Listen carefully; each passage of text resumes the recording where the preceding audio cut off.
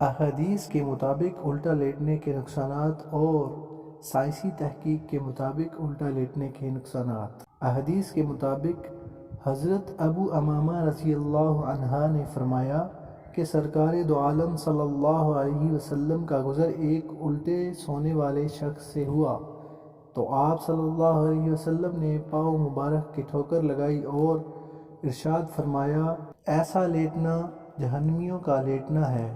سائنسی تحقیق کے مطابق اوندھے منہ لیٹنے سے تمام اعضاء اور اعضائے رسیہ اوندھے اور بے ترتیب ہو جاتے ہیں۔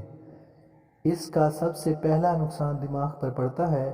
لہریں اپنی ترتیب سے ہٹ کر دوسری منفی رخ اختیار کر لیتی ہیں، حالانکہ وہ مسلسل مثبت انداز سے انسان کو فائدہ پہنچاتی رہتی ہیں اور الٹا لیٹنے کے بعد یہ منفی ہو جاتی ہیں۔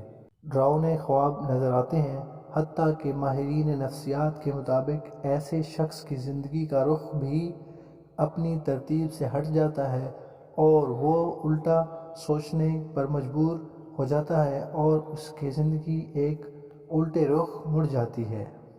بعض لوگ کہتے ہیں کہ اگر ہم الٹا نہیں لیٹیں تو ہم کو نیند نہیں آتی۔